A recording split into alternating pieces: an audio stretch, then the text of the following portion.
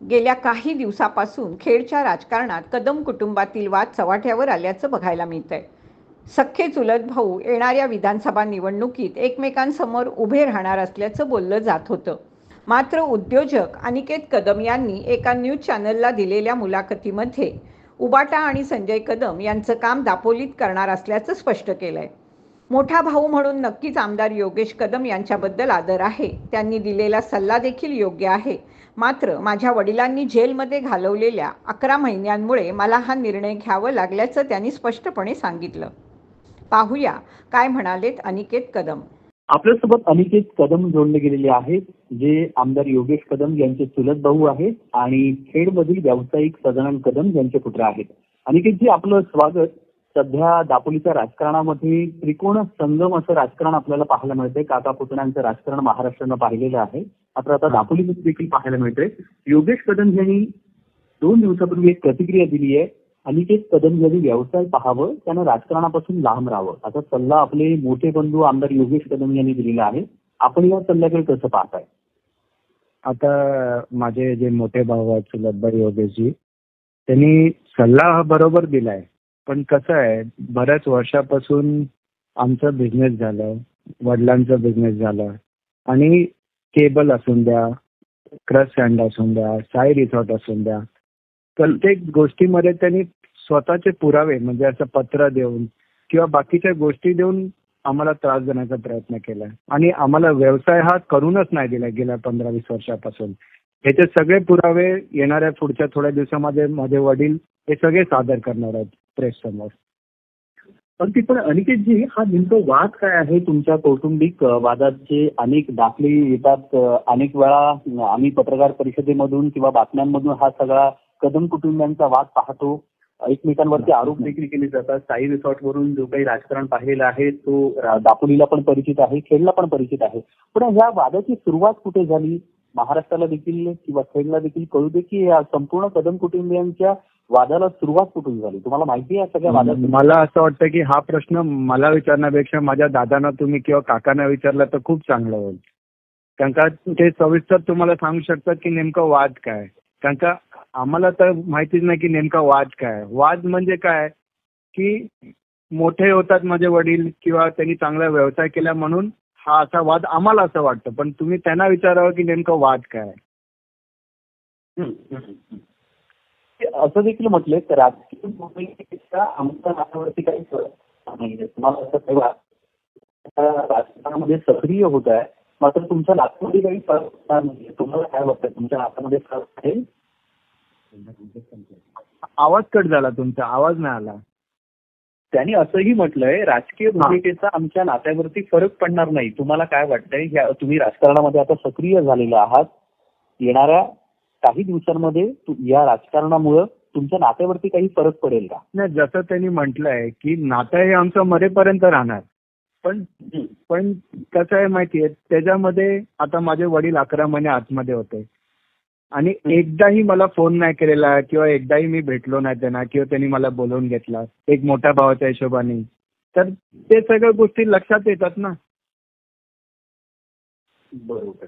पण या सगळ्या मध्यंतरीच्या काळामध्ये जेव्हा हे सगळं साई रिसॉर्टचं प्रकरण घडत होतं, त्याच्यामध्ये आरोप प्रत्यारोप झाले.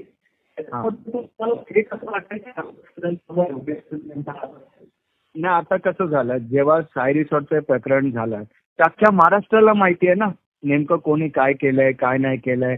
तुम्ही म्हणजे 1-1.5 वर्ष 2 वर्षापूर्वीचे सगळे तुम्ही न्यूज बाईट काढा किंवा ऑडिओ क्लिप काढा, तर त्याच्यावरती पण तुम्ही चाचणी करून एकदा पाहावं, मला असं वाटतं. हॅलो, प्रयत्न केला होता. तुमचा आवाज कट होतोय सर. होय का? आता येतोय आवाज? हा, आता येतोय आवाज. हा. त्यांनी असं म्हटलं, 2.5-3 वर्षापूर्वी आम्ही एकत्र येण्याचा प्रयत्न केला. निवडणूक येतात आणि जातात, रक्ताचं नातं हे कायम राहणार. खरोखरच आमदार योगेश कदम यांनी तुम्हाला 2.5-3 वर्षापूर्वी संपर्क केला होता, एकत्र येण्याचा प्रस्ताव दिलेला होता? आता ह्याच्यामध्ये सत्य काय ते मी तुम्हाला सांगतो. जेव्हा माझं लग्न ठरलं, साखरपुडा ठरलं, तेव्हा अनिल परब साहेबांनी बाबांना अट टाकली की तुमचं घरच्या मध्ये सगळं पहिलं लग्न आहे, सगळे घरचे एकत्र असले पाहिजे. त्यांच्या सांगण्यावरून माझे वडील त्यांच्या घरी गेले, आमंत्रण केलं. घरच्या आणि घरच्यासाठी म्हणजे सगळे एकत्र असल्यामुळे, आणि मी स्वतः होतो तिथे. आम्ही त्यांच्याकडे जाऊन सगळं व्यवस्थित बोलणं चालणं, त्यांना आमंत्रण केलं, सगळे कार्यक्रम झाले, लग्नातही आले ते. हे आमच्या तर्फेनी आम्ही सुरुवात केली आणि हे परब साहेबांच्या सांगण्यावरून माझ्या वडिलांनी हे सगळ्या गोष्टी केल्या. आणि ह्या सगळ्या गोष्टीनंतर 2-2.5 महिन्यानंतर साई रिसॉर्टचं प्रकरण चालू झालं. पण मग हे तुमचं शेवटचं बोलणं कधी झालं, ज्यावेळी हे कार्यक्रम झालं त्यावेळीच, की त्यानंतर पण तुम्ही कधी त्यांच्या संपर्कात आलात किंवा मग काही संपर्क झालं? जेव्हा कोविडच्या वेळेला आहे ना, जेव्हा कोविडच्या टायमाला त्यांना ऍडमिट केलेल्या काकांना माझ्या, तर त्यावेळेला त्यांच्याशी संपर्क झालेला. बरोबर. आता तुम्ही दापोलीच्या राजकारणामध्ये कशा पद्धतीनं सक्रिय राहणार आहात? तुम्ही उद्धव ठाकरे यांच्यासाठी काम करणार आहात की मग माजी आमदार संजय कदम यांच्यासाठी काम करणार आहात? मी पक्षासाठी आणि माजी आमदार संजय कदम यांच्यासाठी, दोघांसाठी काम करणार आहे. जिथे जिथे माझी आणि माझी वडिलांची गरज पडेल आम्ही तिथे तिथे उभे राहू. तुमच्याकडे पक्षाने काही जबाबदारी दिली आहे? अजून तसं पक्षाने जबाबदारी दिली नाही, पण आमची जबाबदारी आहे ना की आम्ही जबाबदारी स्वतः घ्यावी आणि मतदारसंघात उभं राहून त्यांना एकदम मदत करावी. आणि संजय कदम जे आहेत ना, ते माझ्या वडिलांचे 25 वर्षापासूनचे जुने मित्र आहेत. म्हणजे ते अक्षरशः ग्रामपंचायत पासूनचे मित्र आहेत, आजपासून नाही. अगदी मी याच प्रश्नाकडे येणार होतो. आमदार योगेश कदम आणि माजी मंत्री रामदास कदम यांनी वेळोवेळी असे आरोप केलेले आहेत की संजय कदम यांनी फक्त भांडणं लावायची काम केलेली आहेत, आमचं कुटुंब फोडण्यामागचं कारण संजय कदम आहे, असं त्यांनी बऱ्याच वेळा नाव न घेता आरोप केलाय. तुम्हाला या सगळ्या आरोपाकडे कसं वाटतंय? आता गेल्या वेळेस पहिल्या वेळेस जेव्हा निवडून आले, जेव्हा आमदार संजय कदम माजी आमदार जेव्हा आमदारकीला निवडून आले, तर त्या गोष्टीमुळेच निवडून आले ना. पहिले ते सेनेत होते, मग ते राष्ट्रवादीत गेले. राष्ट्रवादीत का गेले? ते त्यांना त्रास होऊन, त्यांना किती गोष्टी त्रास झाल्या आणि मग ते राष्ट्रवादीत जाऊन आमदार झाले. मग त्यांचं म्हणणं आहे की आमचं कुटुंब कोंडामागे संजय कदम यांचा. नाही, कुटुंबिक वाद हे गेल्या 20 वर्षापासून आहेत. तेव्हापासून थोडी संजय कदम फोडण्यामध्ये होते. आता तुम्हाला जेव्हा माझे वडील ह्या गोष्टीचं सगळं स्पष्टीकरण देतील ना, तर एक एक गोष्टी गेल्या 20 वर्षापासून काय घडलं, कसं घडलं, ते तुम्हाला सगळ्या म्हणजे अक्षरशः खूप वाईट परिस्थितीमध्ये हे सगळ्या गोष्टी घडलेल्या आहेत. तर तुम्हाला असं कधी वाटलं की आता बाबा आपल्याला राजकारणात यावं लागेल, राजकारणामध्ये सक्रिय व्हावं लागेल? तुम्हाला कधीपासून वाटलं की आता राजकारणात सक्रिय होण्यापेक्षा मी एक मदत म्हणून राजकारणात माझं असं म्हणजे बोलणं नाही की मी राजकारणात आलोय आणि सक्रिय झालोय. मी एका उमेदवाराला जशी जनता सपोर्ट करते तसं त्यांना सपोर्ट करून माझ्या हिमतीवरती, माझ्या वडिलांच्या हिमतीवरती जे काय आम्ही करू शकतो ते आम्ही करणार आहे. पण येणाऱ्या काही दिवसांमध्ये निवडणुका आहेत. अनिकेत कदम हे आम्हाला कुठे दिसणार दापोलीच्या राजकारणामध्ये? इव्हन प्रत्येक घरोघरी, प्रत्येक रस्त्यावरती, प्रत्येक कार्यक्रमात तुम्हाला दिसणार. पण अनिकेत जी, तुम्ही याआधी मग संजय कदमांना तुम्हाला मदत करायची होती, मग याआधी तर तुम्ही कधी मदत केलेली नव्हती किंवा मग तुमचं नाव प्रकर्षानं कधी पुढे आम्ही पाहिलेलं नाही. आता या निवडणुकीमध्ये तुम्ही संजय कदम यांना मदत करताय, याच्या मागे कुठलं राजकीय पार्श्वभूमी? सर्वात पहिली गोष्ट, माझे वडील 11 महिने आतमध्ये राहून आले.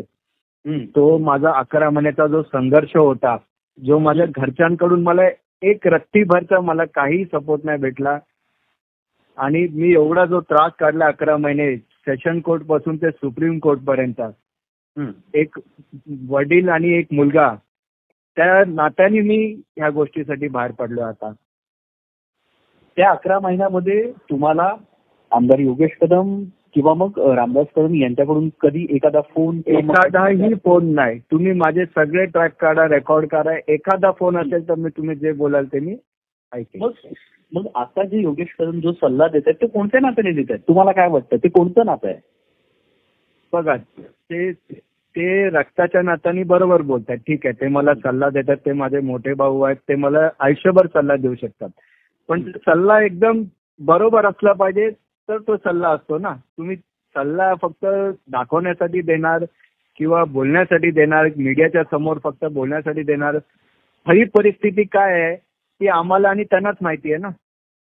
ती आता जेव्हा जनतेसमोर येते तेव्हा असं त्यांना बोलायला लागतं, तर ते ह्याच्यापेक्षा वाईट गोष्ट काय असू शकते. येणाऱ्या निवडणुकीमध्ये तुमचं नेमकं काम काय असेल? खेड पुरतं मर्यादित असेल की मग तुम्ही दापोलीत पण आम्हाला पाहायला मिळेल प्रचार करताना?